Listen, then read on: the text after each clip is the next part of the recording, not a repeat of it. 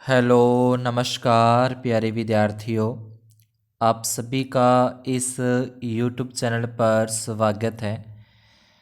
आज अपने कक्षा 10 विषय गणित के अंदर क्वेश्चन बैंक 2024 को सॉल्व करते हैं, जिसकी प्रश्नावली 4 द्विघात बहुपद या द्विघात जो अपने समीकरण है, ठीक है, द्विघात समीकरण के जो सवाल है उसमें से अपने को हल करते हैं। इसमें कुछ अपने को महत्वपूर्ण बिंदु यहाँ पे दे रखे हैं। ये द्विघात समीकरण का अपने को व्यापक रूप दे रखा है। ये समीकरण यानी कि द्विघात समीकरण का व्यापक रूप है।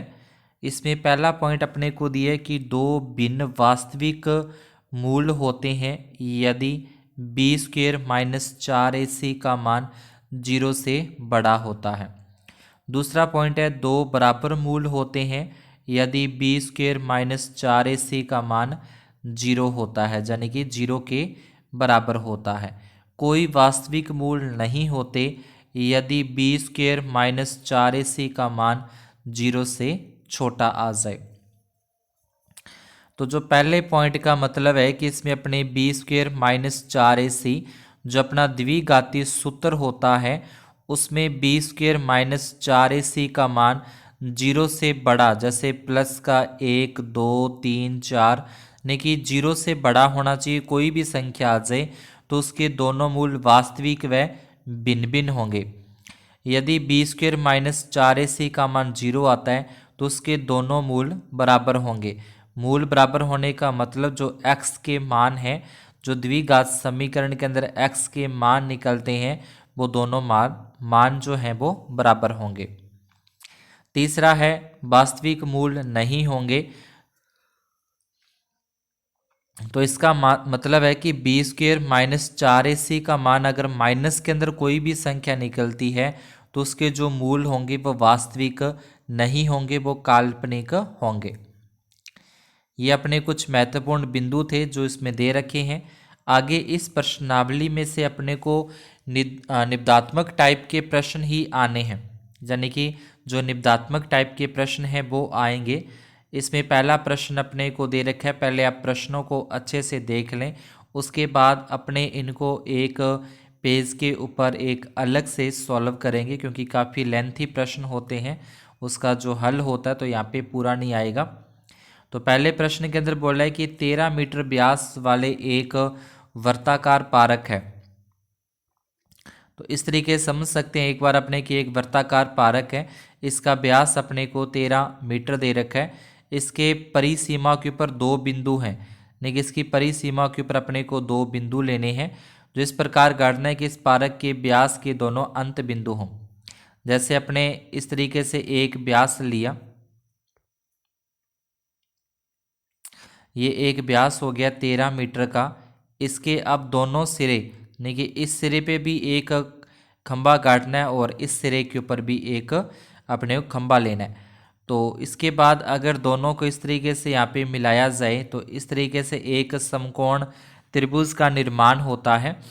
तो यहाँ पे अपने P बिंदु नाम दे दें, इसको A नाम दे दें, इसको B नाम दे दें। तो इस तरीके का एक डायग्राम बनता है। अब इसमें बोला है कि दोनों अंत बिंदु पर बने फाटक ए से बी खंबे की दूरियों का अंतर 7 मीटर है। तो अब इन दोनों में जो खंबे की दूरियां हैं उसमें जो अंतर है वो 7 का है, यानी कि अगर इसको अपने x मानते हैं तो ये x माइनस 7 हो जाएगा, यानी कि दोनों में जो अंतर है वो 7 का रहना चाहिए। तो एक को x मानेंगे और एक अपने पास x माइनस 7 या x प्लस 7। अब अंतर का मतलब अगर अपने समझे, यहाँ पे पहले थोड़ा सा इसको मैं यहाँ पे इसलिए समझा रहा हूँ ताकि आगे मान रखने के अंदर आपने कोई दिक्कत ना आए। तो एक तो ये खंबे की दूरी हो जाएगी AP और एक खंबे की दूरी हो जाएगी BP। अब इन दोनों में जो अपने को अंतर रखना है तो अंतर मतलब दोनों में क्या हो जाएगा, माइनस का निशान, अंतर आना चाहिए बराबर में 7। अब यहाँ से जो BP है ये BP को बराबर से इधर लेके जाएंगे तो प्लस का हो जाएगा। तो AP बराबर 7 और प्लस में BP।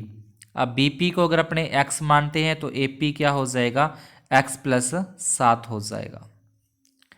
तो ये दो भुजाएं हो जाएंगी, एक अपनी एक्स हो जाएगी तो एक अपनी एक्स प्लस 7 हो जाएगी, और एक अपने को यहाँ पे 13 दे रखा है, तो इसको पाइथागोरस प्रमेय लगा के एक द्विघात समीकरण बन जाएगी, जिसको अपने द्विघाती सूत्र से हल करते हैं। ऐसे ही फिर दूसरे प्रश्न के अंदर, फिर तीसरे प्रश्न में जिसमें दो क्रमागत धनात्मक पूर्णांकों का गुणनफल है, फिर चौथे प्रश्न के अंदर अपने को रेलगाड़ी वाला दे रखा है, पांचवें प्रश्न में एक आयताकार पारक को बनाना है, और छठे प्रश्न के अंदर एक कुटीर उद्योग से कुछ बर्तनों का निर्माण करता है, सातवें के अंदर द्विघात समीकरण दे रखी है, मूलों की प्रकृति ज्ञात करनी और मूल भी ज्ञात करने हैं, आठवें के अंदर समीकरण को सही हल करके द्विघात समीकरण बनेंगे सात आठवें के अंदर। फिर नौवें के अंदर अपने को द्विघात समीकरण दे रखी है, इसके मूल ज्ञात करके उनकी स्क्वायर करके प्लस करना है। तो इन सभी को करते हैं अपने एक पेज के ऊपर सॉल्व। सॉल्यूशन स्टार्ट होता है, तो इसमें जैसे प्रश्न के अंदर अपने डायग्राम बनाया, तो यहाँ पे एक डायग्राम हो जाएगा, ये यहाँ पे केंद्र है, इस तरीके से एक व्यास के दो सिरे अपने ए और बी लेते हैं, यहाँ पे एक खंभा अपने इस पे गाड़ लेते हैं जिसको अपने पी नाम दिया, और ये इसके दोनों फाटक हो जाएंगे, फाटक बी और फाटक इसका ए हो जाएगा। ये व्यास अपने को दे रखा है, यहाँ पे 13 दे रखा है, बीपी जो दूरी है इसको अपने x मान लेते हैं, तो ये जो एपी दूरी है वो अपने पास x प्लस 7 हो जाएगी, क्योंकि दोनों में अंतर 7 का होना चाहिए। तो इस तरीके से अपने पास ये आ जाता है।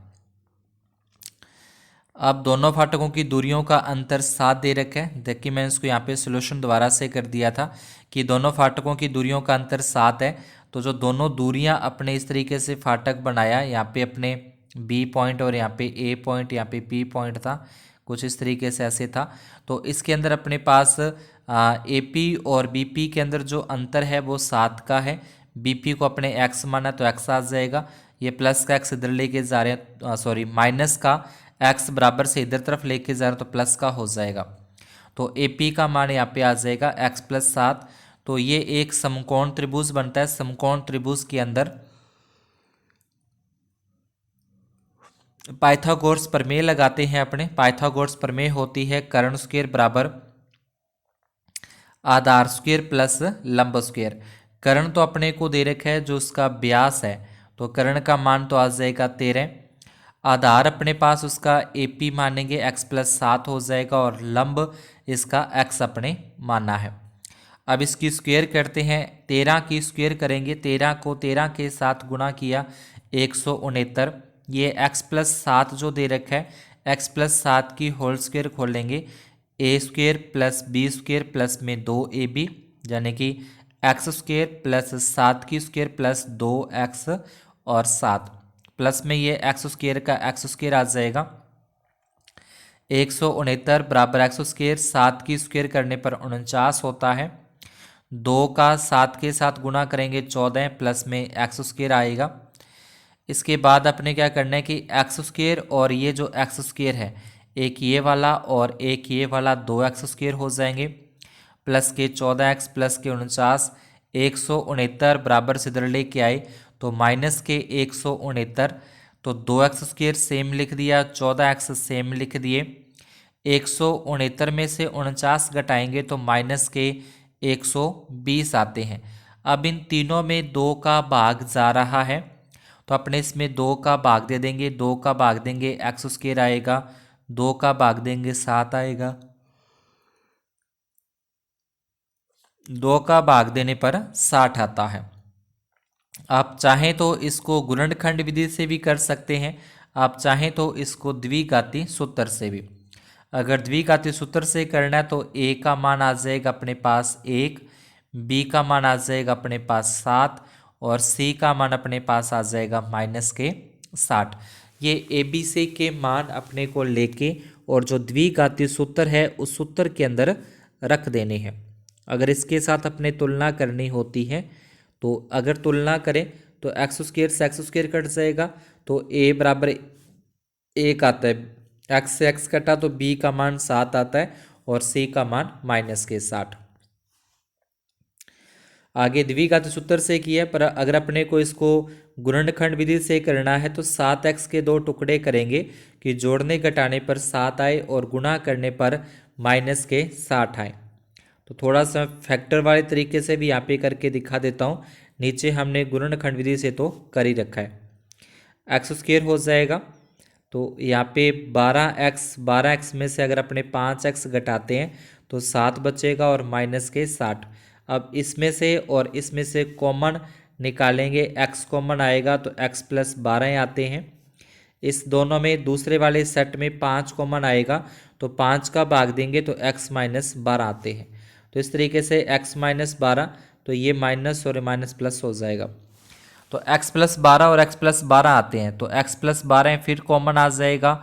उसके पास अपने पास बचता है x माइनस में 5, दोनों के बराबर में 0 लेंगे तो एक बार तो x का मान माइनस का 12 आएगा, एक में x का मान प्लस का 5, ऋणात्मक मान छोड़ने पर x का मान आ जाएगा 5 आ जाएगा। ये तो गुणनखंड विधि थे। अब अपने द्विघाती सूत्र से करें तो ये द्विघाती सूत्र मैंने यहाँ पे लगा दिया है।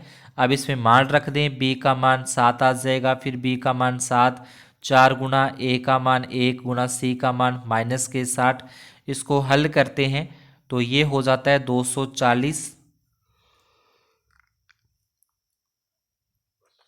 7 का वर्ग करते हैं तो 49 होता है। इन तीनों का आपस में गुणा करना होता है, 4 एकम 4 और 4 का आगे 60 के साथ गुणा करेंगे 240। 7 की स्क्वायर मतलब 7 को 7 के साथ गुणा कर दिया 49, और बाकी जैसे है वैसे के वैसे ही अपने यहाँ पे रख देते हैं। अब इससे क्या होगा कि 240 और 49 को जोड़ेंगे 289 होते हैं। 289 का वर्गमूल आ जाएगा 17। ठीक है, तो बाकी तो सेम चलते रहेगा, बस इसी को सॉल्यूशन करना है। यहाँ पे 17 आ जाएगा। अब एक बार प्लस का चिन्ह लेना है, यहाँ पे 2 निशान होते हैं अपने पास, एक बार प्लस का चिन्ह लेना है और एक बार माइनस का चिन्ह लेकर सॉल्व करते हैं। तो प्लस का चिन्ह लेंगे, 17 में से 7 घटेंगे 10, 10 में 2 का भाग देंगे तो 5 आता है। अगर अपने माइनस का चिन्ह लेकर सॉल्व करते हैं तो दोनों जुड़ जाएंगे, 17 और 7 24, 24 में 2 का भाग देंगे माइनस के 12। और गुणनखंड विधि से भी यही अपने पास आया था। गुणनखंड विधि के अंदर भी x का मान माइनस के 12 और x का मान प्लस के 5। तो जो माइनस वाला मान है उसको अपने छोड़ देते हैं, तो x का मान अपने पास आ जाएगा 5। x अपने मान है bp को, तो bp जो फाटक की दूरी है वो 5 मीटर होगी और दूसरी जो दूरी है वो 12 मीटर, क्योंकि दोनों में जो अंतर है ना वो 7 का अंतर रहना चाहिए। तो ये 5 है तो ये 12 हो जाएगा, ताकि दोनों में जो अंतर है वो 7 का हो। उसके बाद दूसरे प्रश्न के अंदर इसके अंदर अपने को एक पारक बनाने के बारे में पूछा गया, क्या ऐसा पारक बनाना संभव है जिसका परिमाप 80 हो, जिसका क्षेत्रफल 400 हो। तो मैंने यहाँ पे क्या किया है कि सबसे पहले लिखेंगे, माना कि पारक की लंबाई x मीटर, पारक की चौड़ाई बराबर y मीटर, आयत का परिमाप 80 मीटर दे रखा है। यह आयत के परिमाप का सूत्र बराबर में 80, लंबाई की जगह x आ जाएगा, चौड़ाई की जगह पे y। ये जो 2 गुना में है वो 80 के बटे में आ जाएगा। 80 में 2 का भाग देते हैं तो x प्लस वाई बराबर 40 एक नंबर समीकरण बनता है। उसके बाद यहाँ से अगर अपने y का मान निकालें इस y का, तो ये प्लस के x इधर आके हो जाएंगे माइनस के x। तो यहाँ से y बराबर होता है 40 माइनस x मीटर। अब आयत के क्षेत्रफल की बात करें तो आयत का क्षेत्रफल होता है लंबाई गुना चौड़ाई बराबर में 400 दे रखा है। लंबाई x है, चौड़ाई y है, बराबर में 400। पर ये जो y है इस y का मान ये वाला अपने रख देते हैं y की जगह पे। तो y की जगह पे y का मान जो ऊपर अपने यहाँ पे देखा है वो रख दिया। अब x का 40 के साथ गुणा करें, x का 40 के साथ गुणा करें 40x, x का x के साथ गुणा करें तो x स्क्वेयर और बराबर में 400। अब यहाँ से प्लस का एक्स स्क्वायर इधर लेके आएंगे तो माइनस का हो जाएगा, सॉरी माइनस का है तो प्लस का हो जाएगा। ये प्लस के 40 बराबर से इधर लेके आ रहे हैं तो माइनस के 40, तो एक्स स्क्वायर प्लस का 40 हो गए माइनस के, और ये 400 का 400 प्लस का रहेगा। तो इसके भी अपने गुणनखंड तरीके से कर सकते हैं इसको, और द्विघाती सूत्र से करना चाहते हैं द्विघाती सूत्र से भी कर सकते हैं। पर प्रश्न में पहले पूछे क्या ऐसा पारक बनाना संभव है क्या, तो उस संभव के लिए अपने पहले जांच करते हैं, विभक्ति कर d बराबर B square minus 4ac, b का मान अपने पास यहाँ से 40 आया, a का मान यहाँ पे 1 है और c का मान है 400। तो यहाँ पे b square minus 4ac, b square मतलब b का मान है यहाँ पे माइनस के 40, 40 को 40 के साथ गुना करें 1600 और इनका भी आपस में गुना करें 1600, इसमें से दोनों माइनस करते हैं तो बराबर में 0 आता है। अतः ऐसा पारक बनाना संभव है और उसकी जो लंबाई और चौड़ाई है वो दोनों समान होगी। तो इसके बाद अपने जो समीकरण बनाई है उस समीकरण को मैंने वापस यहाँ पे लिखा, इसको गुणनखंड विधि से कर रहे हैं कि जोड़ने पर तो माइनस के 40 और गुणा करने पर 400 आने चाहिए। अब इसके बाद अपने क्या करेंगे, इसमें से कॉमन निकालना होता है, इन दोनों में से क्या चीज़ कॉमन आ सकती है, ऐसा क्या है जो दोनों में एक जैसा है, दोनों में समान है। तो x अपने पास कॉमन आ जाएगा, x कॉमन लेने के बाद एक्स स्क्वेयर में से x कॉमन चला गया तो x बचा, 20x में x का भाग देंगे तो 20 आ जाएगा। अब इन दोनों की बात करें तो इन दोनों में 20 का भाग दोनों में जा रहा है, तो 20 कॉमन निकाला, 20 का भाग देंगे x, 400 में 20 का भाग देंगे तो 20 आता है। अब इसके बाहर माइनस है, यहाँ पे प्लस है, तो माइनस प्लस माइनस होता है, तो x माइनस 20 दोनों में ही आता है, ये भी x माइनस 20 है और जो कोष्टक से बाहर है x माइनस 20 बराबर में 0 है तो 0 चलेगी बराबर में। अब x माइनस 20 बराबर 0 रखते हैं तो x बराबर आता है 20, तो इसकी लंबाई भी 20 हो जाएगी और इसकी जो चौड़ाई है वो भी 20 हो जाएगी। तीसरा प्रश्न है, दो क्रमागत धनात्मक पूर्णांकों का गुणनफल दे रखा है 306, दो क्रमागत होने चाहिए और धनात्मक होने चाहिए, उन दोनों का गुणा करेंगे 306। माना कि दो क्रमागत धनात्मक पूर्णांक x और x प्लस 1 है, इन दोनों का अगर गुणा किया जाए तो बराबर में रखना है अपने को 306। तो अब आगे इसको गुणा करते हैं, गुणा करेंगे तो अपने पास आ जाएगा, x को x के साथ गुणा किया x स्क्वायर आ गया, x को 1 के साथ गुणा किया x, बराबर से इधर अंदर की तरफ लेके आए तो ये माइनस के 306 होते हैं। तो यहाँ से एक द्विघाती समीकरण बन चुकी है जिसमें ए बी सी के मान अपने लिख लिए, उसके बाद द्विघाती सूत्र लगाकर इसको मान रखते हुए अपने सॉल्व करेंगे। सॉल्व करने के बाद इस तरीके से अपने पास ये मान रख के और गुणा करके आ जाता है, फिर दोनों को जोड़ेंगे 1225 का जो वर्गमूल होता है वो 35 होता है। तो एक बार प्लस का चिन्ह लेने पर और एक बार माइनस का चिन्ह लेने पर अलग अलग मान अपने पास आते हैं। प्लस का चिन्ह लेंगे तो x बराबर 17 आता है, माइनस का चिन्ह लेंगे तो x बराबर माइनस के 18। उसके बाद लिखेंगे ऋणात्मक मान छोड़ने पर तो x का मान अपने पास आ जाएगा 17, अतः दो क्रमागत धनात्मक पूर्णांक 17 व 18 हैं। आगे चौथे प्रश्न के अंदर अपने को एक रेलगाड़ी वाला सवाल दे रखा है जिसकी दूरी 480 किलोमीटर है। रेलगाड़ी की चाल अपने मान ली x किलोमीटर प्रति घंटा, समय बराबर होता है दूरी बटे में चाल, तो ये सूत्र आ जाएगा समय बराबर दूरी बटे चाल। दूरी 480 है, चाल x है और समय हमेशा घंटे में निकालना है। अब चाल में कमी हो रही है, कितने की कमी कर दी, जो रेलगाड़ी की चाल थी वो 8 किलोमीटर प्रति घंटा कम कर दी, तो कम करने से जो चाल है वो x माइनस 8 हो जाएगी। जो उसके बाद समय बराबर दूरी बटे चाल, दूरी 480 है लेकिन चाल उसकी x माइनस 8 होगी है। अब प्रश्नानुसार क्या कहता है कि जिसकी चाल कम की है उस रेलगाड़ी को 3 घंटे अधिक समय लगता है, क्योंकि उसकी स्पीड कम कर दी तो उसको 3 घंटे ज़्यादा लगेंगे। तो जिसकी स्पीड कम की है उसको आप आगे रखेंगे, जिसको ज़्यादा टाइम लगता है ना, जिस रेलगाड़ी को ज़्यादा टाइम लगे वो आगे रखना है। माइनस जिसको कम टाइम लगता है उसको बाद में, और बराबर में कितना कम या कितना ज़्यादा लगता है समय, वो बराबर में आ जाएगा।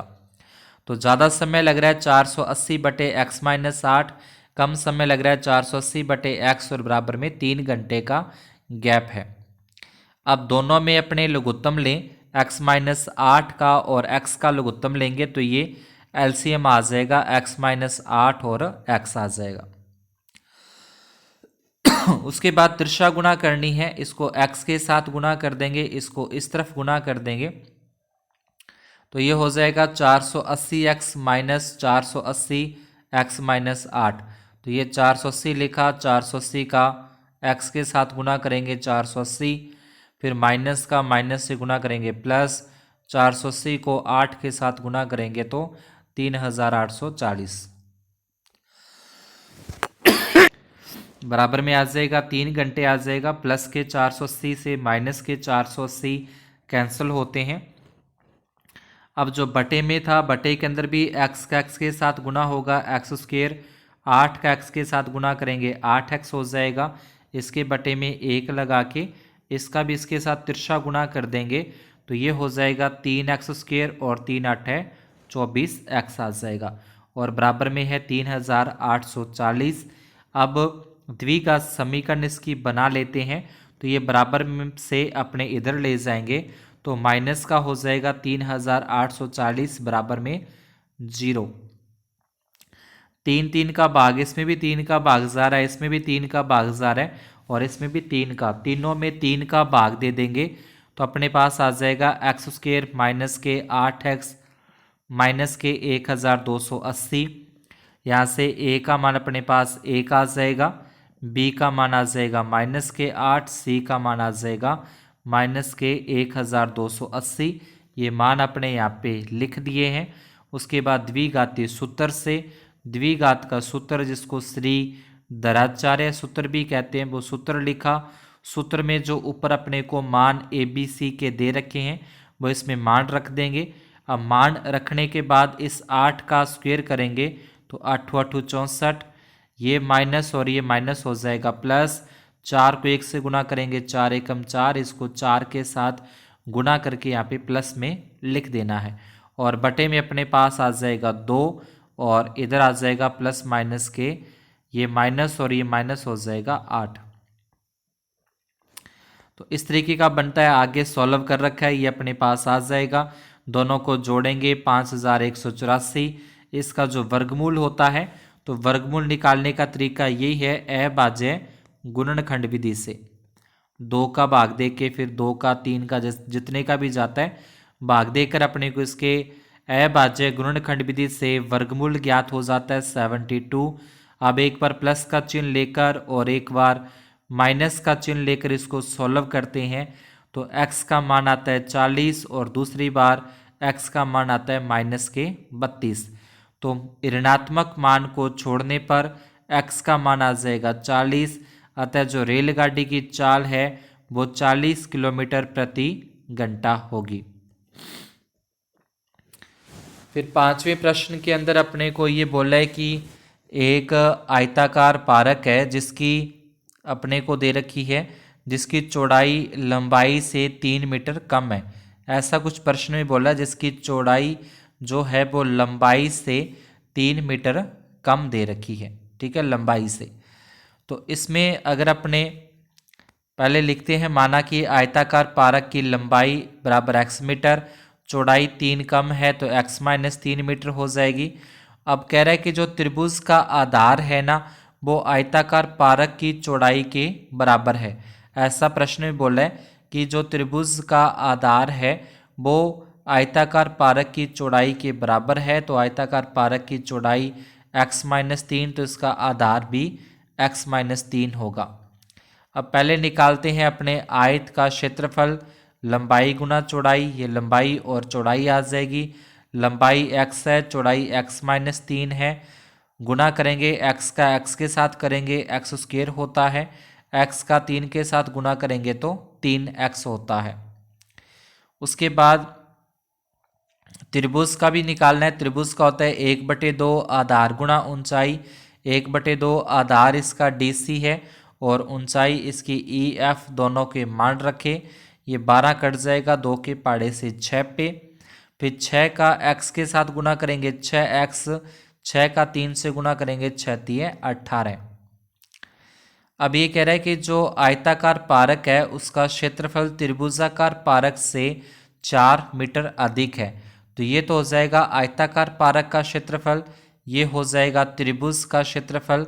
अब प्रश्न बोला है कि आयताकार पारक का जो क्षेत्रफल है वो त्रिभुज से अधिक है, तो दोनों को बराबर करने के लिए प्लस के 4 इसमें लगा देंगे। इसके बाद ये अपने एक्स स्क्वायर माइनस के 3x, 6x 18 में से 4 घटाए तो माइनस के 14 आते हैं। इसके बाद इसका पक्षांतरण कर देंगे, ये एक्स स्क्वायर माइनस के 3 तो यही आगे, ये प्लस के थे बराबर से इधर लेके आए तो माइनस के हैं तो प्लस के हो जाते हैं। अब यहाँ से आगे एक्स स्क्वायर का एक्स स्क्वायर आएगा, माइनस के 3 और माइनस के 6 माइनस के 9 होते हैं, और यहाँ पे 14 के 14 आ जाएंगे। तो a का मान 1 आ जाएगा, b का मान माइनस के 9 और c का मान आ जाएगा 14। इस तरीके से मान रख के फिर इसको अपने आगे हल करते हैं गुणनखंड विधि से, कि जोड़ने घटाने पर 9 आए और गुणा करने पर 14। तो अपने को मिला 7 और 2, 7 और 2 को जोड़ेंगे 9 होते हैं और 7 दूनी 14 भी होता है। अब कॉमन निकालना है, इसमें से कॉमन आएगा और इसमें से कॉमन आएगा। इन दोनों के अंदर x कॉमन निकालेंगे तो x माइनस 2 बचता है, माइनस का माइनस 7 कॉमन निकालते हैं तो 7 एकम 7 और 7 दूनी 14। तो x माइनस 2 दोनों में आता है तो x माइनस 2 फिर कॉमन आ गया और अपने पास बचा x माइनस 7, तो ये x माइनस 7 बराबर में 0। एक बार x माइनस 2 बराबर 0 रखेंगे तो x का मान हो जाएगा प्लस के 2, और एक बार x माइनस 7 बराबर 0 रखेंगे तो x का मान हो जाएगा 7। यदि लंबाई x बराबर 2 लेते हैं, अब इसमें 2 उत्तर आए हैं, एक तो x का मान 2 आया है, एक x का मान 7, दोनों प्लस के आए हैं। अगर एक माइनस का होता तो अपन लिख देते ऋणात्मक मान छोड़ने पर, वट इसके अंदर ऐसा कुछ नहीं है, दोनों धनात्मक हैं, प्लस के हैं। तो x बराबर 2, पहले इसको लेके चल रहे हैं x बराबर 2 को, तो x बराबर 2 लेते हैं। तो यहाँ से जो ऊपर अपने समीकरण बनाई थी, जो ऊपर वाली स्टार्टिंग के अंदर, तो उस समीकरण को देखें यहाँ पे कि जो इसकी चौड़ाई है वो x माइनस 3 है। अब अपने x का मान निकाला है 2, तो 2 में से 3 माइनस करेंगे तो माइनस का 1 आता है, जो कि संभव नहीं है। तो ऐसा इसमें किया है कि x का मान 2 लेते हैं, इसमें मान रखने के बाद उत्तर निकाला तो माइनस का 1 निकाल दिया। तो अब इसकी जो लंबाई है वो 2 तो नहीं हो सकती, दूसरा बचता है 7, तो लंबाई हो जाएगी 7, चौड़ाई x माइनस 7 मतलब 7 माइनस 3 करेंगे तो 4 होती है।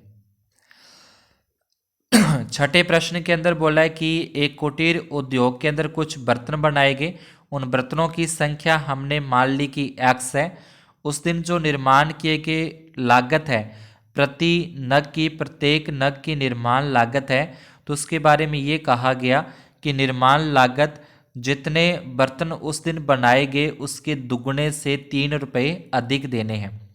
जितने बर्तन बनाए गए हैं x बनाए गए उसके दुगने और उससे 3 अधिक, तो कुल लागत दे रखी है 90 रुपये, दोनों का आपस में गुना करेंगे, x का और 2x प्लस 3 बराबर में 90।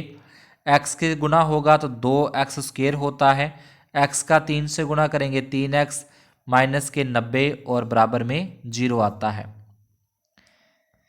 अब आगे इसको अपने गुणनखंड विधि से भी कर सकते हैं, आगे अपने इसको द्विघातीय सूत्र से भी कर सकते हैं। तो यहाँ से ABC के मान लेकर जो द्विघातीय सूत्र है वो अपने द्विघातीय सूत्र लगाते हैं, उस सूत्र के अंदर ABC के मान रखते हुए इसको सॉल्व करना है, और सॉल्व करने के बाद जो भी उत्तर आता है, जैसे 729 आ रहा है, 729 का वर्गमूल होता है 27, तो प्लस के 7 लेके जाना है और एक माइनस के 7 लेके जाना है, देखिए एक बार प्लस के चिन्ह रखने हैं और एक बार माइनस के चिन्ह। 729 का जो वर्गमूल होता है वो 27 होता है, तो प्लस चिन्ह लेंगे तो ये -3 का -3, यहाँ पे 2 निशान होंगे हमेशा, एक बार प्लस का रखेंगे 27, 27 में से 3 घटा देंगे 24/4, तो x का मान आ जाएगा 6। ऐसे ही फिर माइनस चिन्ह लेंगे, तो माइनस का चिन्ह लेके सॉल्व करते हैं तो माइनस के 30 आते हैं, अतः ऋणात्मक मान छोड़ने पर लिख देंगे। तो जो x का मान 6, अतः उस दिन 6 बर्तन बनाए गए। प्रत्येक नग की निर्माण लागत थी कि जितने बर्तन बनाए गए हैं उसके दुगुना, उससे दुगुने से 3 अधिक, तो 6 दूनी 12, 12 से 3 अधिक करेंगे तो 15। 7वें प्रश्न के अंदर अपने को मूलों की प्रकृति बतानी है। तो मूलों की प्रकृति के लिए b² माइनस 4ac, a का मान 3 हो जाएगा, b का मान -4√3 और c का मान 4 होता है। तो अब इसमें पहले विभक्तीकरण निकालें। तो b का मान तो ये रख दिया, ये b का मान था -4√3 और ये 4 का 4 आ जाएगा। a का मान अपने पास 3 है, c का मान अपने पास 4 वो दे रखा है। अब इसका 4√3 का अगर अपने को स्क्वायर करनी है, इसका वर्ग करना है, तो 4 का वर्ग तो 16 हो जाएगा और √3 का वर्ग 3 होता है, तो 16 ये हो जाएंगे 48। इसको गुना करेंगे 48 बराबर में 0। तो दोनों मूल अगर 0 आता है, दोनों सेम आते हैं, एक जैसे आते हैं, तो दोनों मूल वास्तविक व समान या बराबर होंगे। तो ये लिखने के बाद आगे अपने को जो सवाल दे रखा है उसको द्विघाती सूत्र लगाते हुए अपने को हल करना है। तो हल करने के बाद अपने पास कुछ इस तरीके से आता है। x बराबर ये सूत्र हो जाएगा माइनस b का मान, तो b का मान 4√3 है, तो ये माइनस के थे, एक सूत्र में माइनस है प्लस हो जाएगा। b² माइनस 4ac का मान 0 बटे में 2 गुना a का मान है 3। अब 0 का वर्गमूल निकालें, 0 ही होता है। अब चाहे प्लस का चिन्ह रखें चाहे माइनस का चिन्ह रखें, तो दोनों में आएगा क्या 4√3 बटे में 6। ये अपने 2 के पाड़े से काटें, 2 एकम 2 और 2 तिये 6 होते हैं। अब इस 3 को सही करने के लिए तो इस 3 को अपने लिख सकते हैं √3 गुना में √3। 1√3 से 1√3 कट जाएगा, तो ये अपने पास आ जाएगा 2 बटे में √3 मीटर सेंटीमीटर जो भी है वो अपने को यहाँ पे लिख देना है। इस तरीके से दोनों मूल बराबर हैं, दोनों मूल बराबर ही होंगे, तो 2 बटे √3 और 2 बटे √3 आता है। फिर 8वें प्रश्न के अंदर तिरछा गुणा करके पहले समीकरण बनाते हैं। इसको इस साइड गुणा करनी और इसको इस साइड गुणा करेंगे। तो गुणा करने के बाद ये 4 का 2 के साथ गुणा होगा, तो ये 4 दूनी अपने पास आ जाएगा 8 आता है। तो ये 4 दूनी हो जाएंगे, 4 दूनी 8x²। फिर 4 का 3 से करेंगे 4 तिये 12, फिर 3x का 2x से करेंगे 6x² होता है। फिर 3 का 3 से गुणा करेंगे 9x, बराबर से इधर लेके आ रहे हैं, तो ये माइनस का 5x और बराबर में 0। इसके बाद देखें ये माइनस का 9x और माइनस का 5x, ये हो जाएंगे माइनस के 14x और ये प्लस के 8x हैं, तो माइनस के 14x में से प्लस के 8x घटाए तो माइनस के 6x, ये 12 के 12 आ जाएंगे, 6x² का 6x² आ जाएगा। अब इसके x² को धनात्मक संख्या लेने के लिए, x का मान प्लस में लेने के लिए सभी के जो निशान है वो अपने चेंज कर देते हैं, यानी कि प्लस वाले को माइनस और माइनस वाले को प्लस कर दिया। इसके बाद 6 का भाग जा रहा है तीनों के अंदर, 6 का भाग 1 पे, 6 का भाग 1 पे और 12 में 6 का भाग देंगे तो ये जाएगा 2 पे जाता है। यहाँ पे थोड़ी सी होगी है गड़बड़, मिस्टेक हो गई है। तो यहाँ पे जो 2 का भाग दे रहे हैं 6 का, तो यहाँ पे अपने पास 2 आएगा।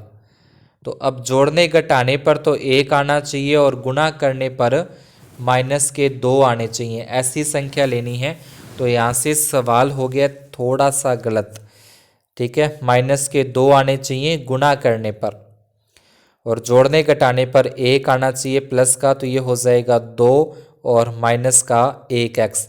2x में से 1x घटाएंगे तो x बचेगा, 2 का 1 से गुणा करेंगे 2 आएगा। अब इसमें कॉमन लेंगे तो यहाँ पे 2 आ जाएगा, इसमें से x कॉमन आएगा, ओनली 1 कॉमन निकलेगा। यहाँ पे 1 लिखना है, 1 कॉमन आने के बाद बचेगा x माइनस 2।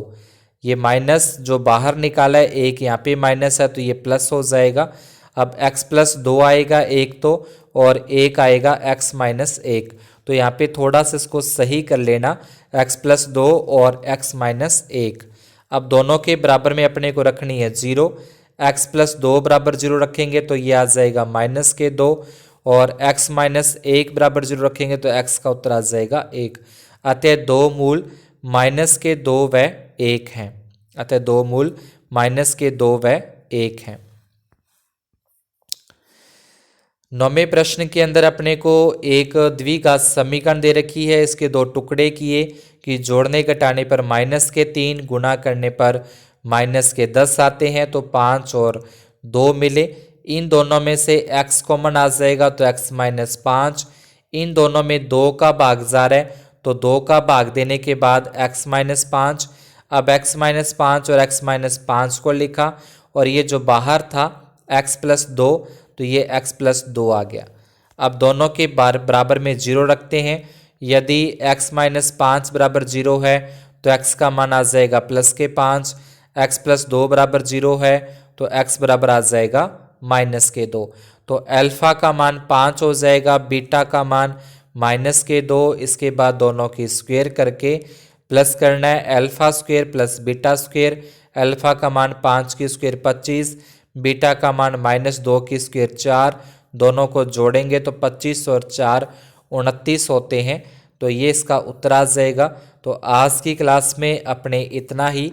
ये प्रश्नावली 4 के सभी जो निबधात्मक प्रश्न थे, प्रश्न बैंक के अंदर वो सॉल्व होते हैं। अगर आपको वीडियो अच्छी लगी हो, समझ में आया हो, तो वीडियो को लाइक ज़रूर करें। चैनल पर नए हो तो चैनल को सब्सक्राइब करके बेल आइकन को ऑल पर सेट कर दें, और इस वीडियो को ज़्यादा से ज़्यादा शेयर करें। धन्यवाद और शुभ दिन।